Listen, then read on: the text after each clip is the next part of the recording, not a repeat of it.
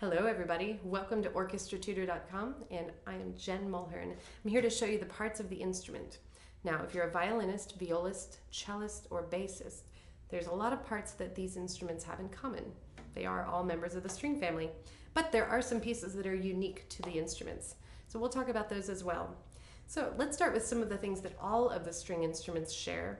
We'll start at the top, and of course we have our scroll, shaped kind of like a cinnamon roll. It's just decoration, doesn't really have a functional use, but it's probably my favorite part of the instrument to look at.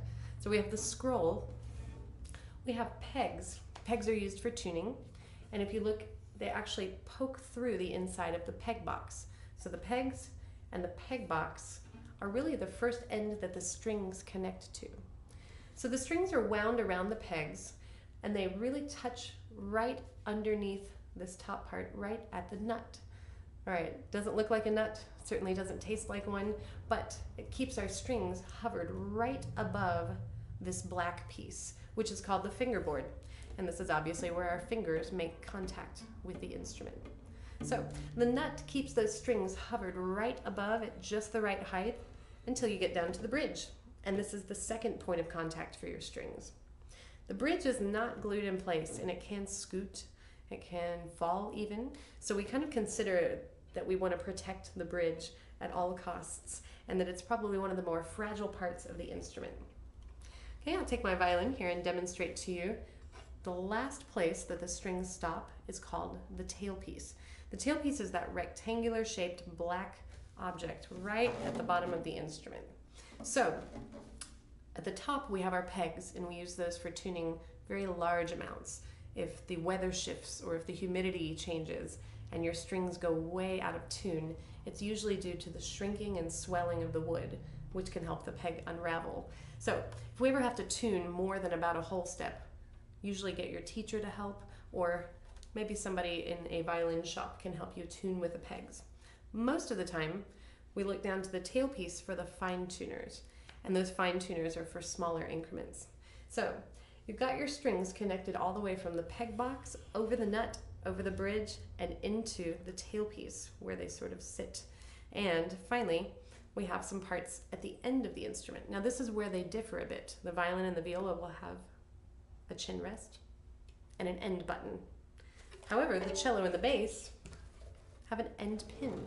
And that end pin is the retractable part of the instrument that allows us to adjust the height just as we need it.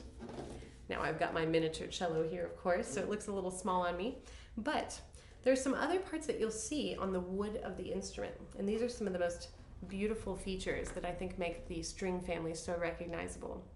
So we have this carving right here in the shape of an F, and these are actually the F holes. The F holes offer you a little bit of a glimpse into the inside of the instrument. So if you take a peek inside, you might see a label indicating the maker or the workshop where the instrument came from. And if you look in the treble side, or basically the left-hand side of the instrument, you'll see a tiny little post. This sound post is probably one of the hardest to see but most important parts of the instrument. It runs from the bottom to the top, and it basically sits just underneath the bridge foot. So if you can see your sound post through the F hole, remember that if your strings are ever loose and your bridge is not glued in place and it falls, then the tension to keep the sound post up sometimes will release it as well.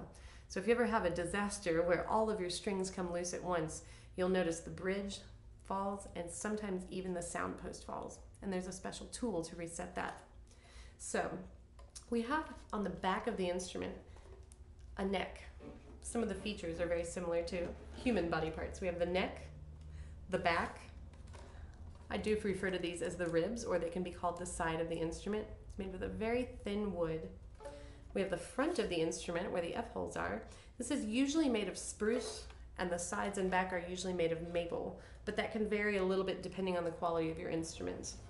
So now that we've talked about all of these parts of the instrument, let's take a look at the bow really quickly. All right, of course, the part of the bow that you're always told not to touch is the hair. The bow hair is made from real horsehair, and it needs to be sticky in order to create a sound. So we use rosin on the hair, but we definitely don't want to touch with our fingers because our fingers are oily and they're actually slippery. So we want it to be sticky, so we try not to touch it. There's a frog, a black rectangular piece that sort of connects to the hair, and then there's a tip. So you have the frog, the tip, the horsehair, and the wood is just referred to as the stick. Now you'll notice a grip near the frog.